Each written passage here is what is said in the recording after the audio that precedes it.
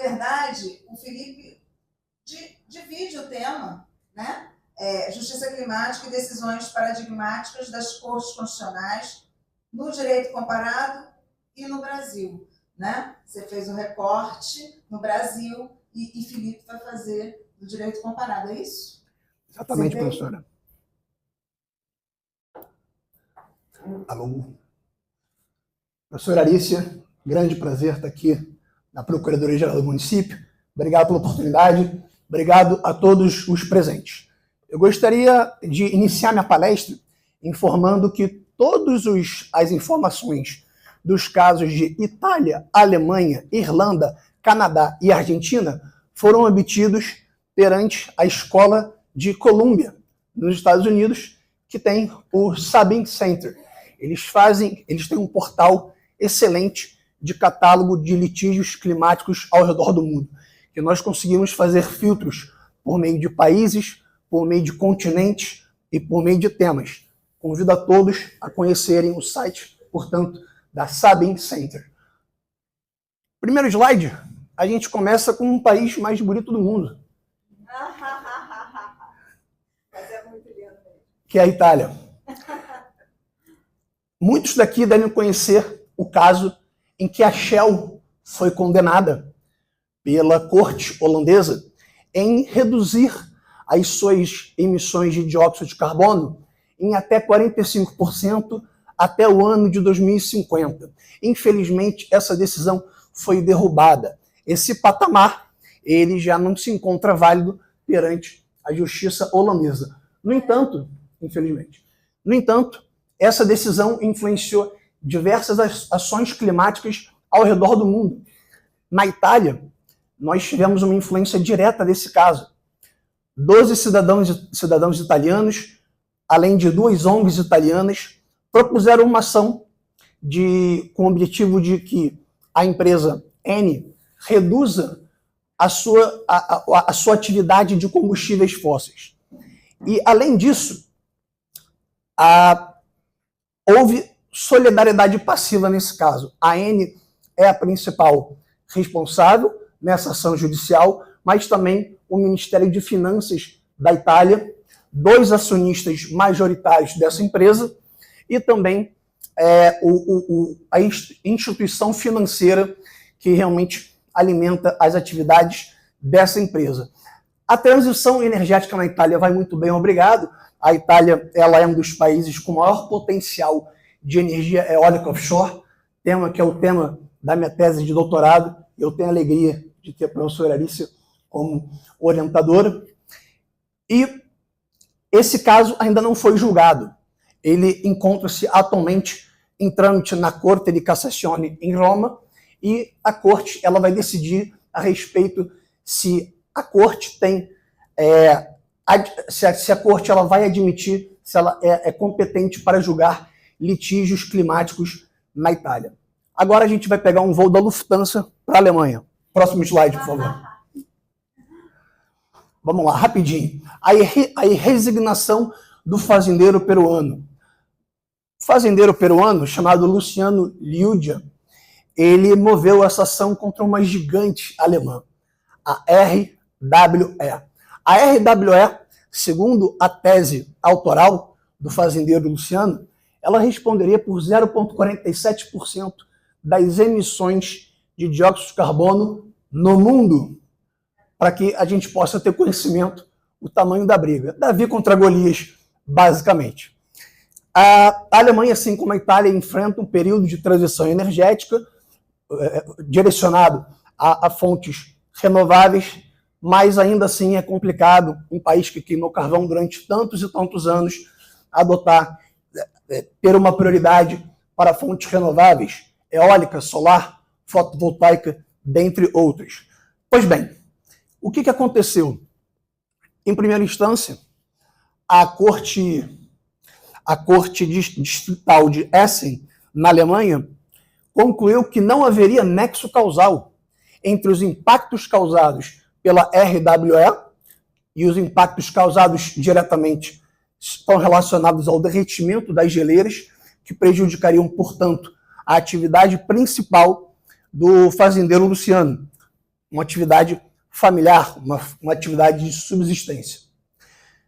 Em segunda instância, o fazendeiro Luciano apelou com um grande apelo internacional para que essa ação fosse julgada procedente, e na alta corte em segunda instância alemã, foi iniciada uma fase probatória para que, de fato, investigasse se haveria um nexo causal ou não. E, infelizmente, mais uma vez, apesar dessa fase probatória ter sido bem elaborada, bem discutida, o nexo de causal não foi comprovado.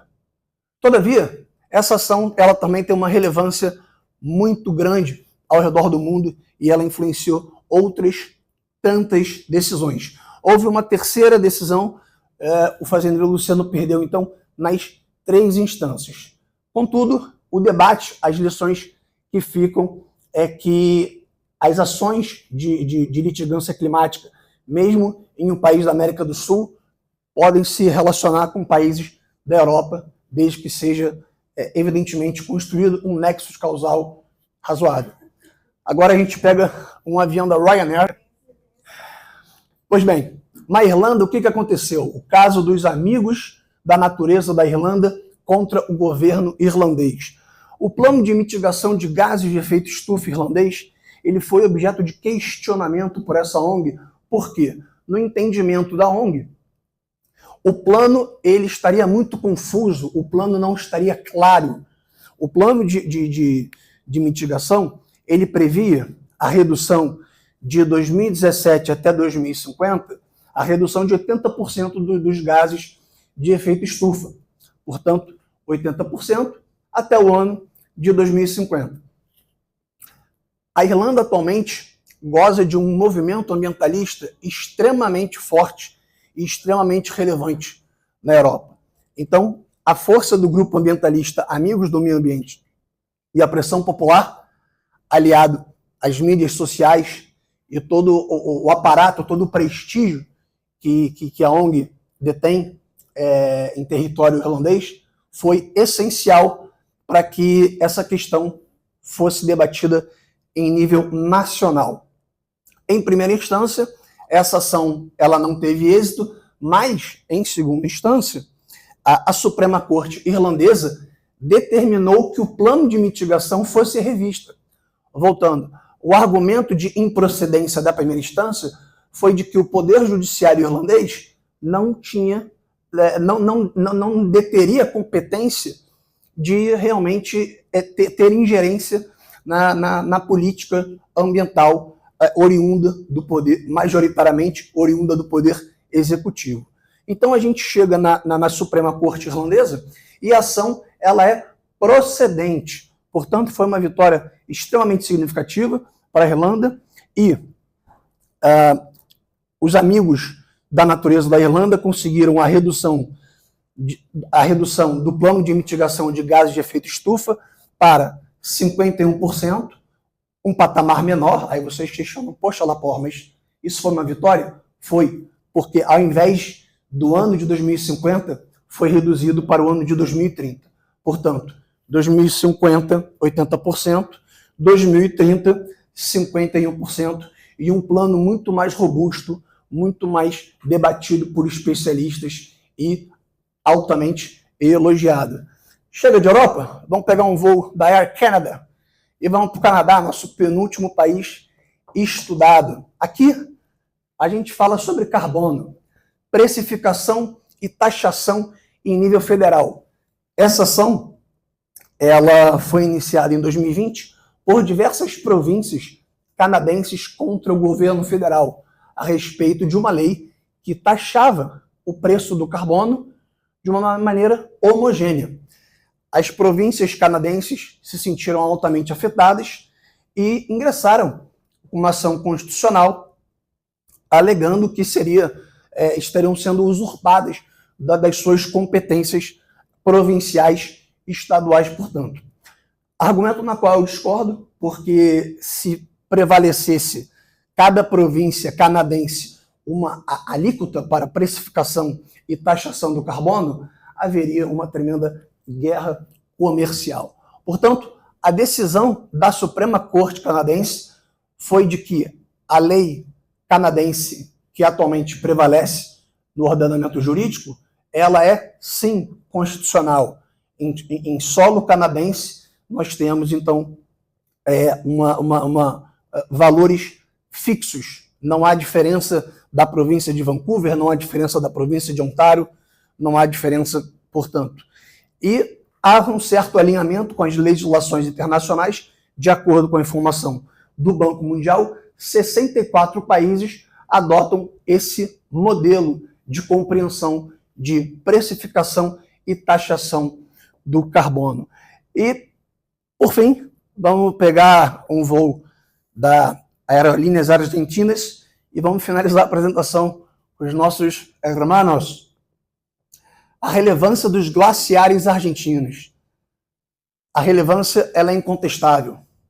Fonte de água doce, turismo e economia, biodiversidade, fomento ao ecossistema aquático. Estou dizendo que meu tempo acabou, em 3 minutinhos eu finalizo. Então, a relevância dos glaciares argentinos é incontestável. Atualmente, em solo argentino, mais de 8.000 quilômetros quadrados são compostos pelos glaciares. E a lei dos glaciares argentinos, ela foi editada em 2010.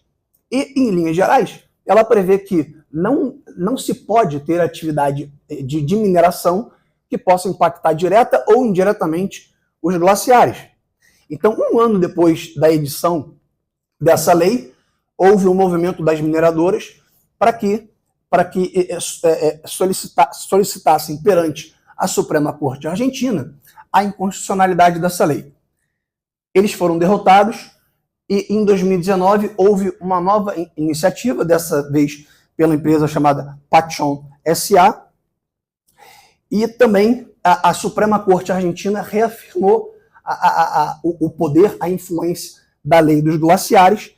E importante também dizer que 0,76% do PIB argentino é composto pela atividade de mineração. A decisão da Suprema Corte de Justiça da Nação Argentina, ela teve como fundamento principal o artigo número 41 da Constituição Nacional Argentina, que, em linhas gerais, assemelha-se muito com o caput do artigo 225 da Constituição Federal, que todos bem conhecem. Eu agradeço pela paciência. Agora é hora do almoço. Grazie mille. Vediamo.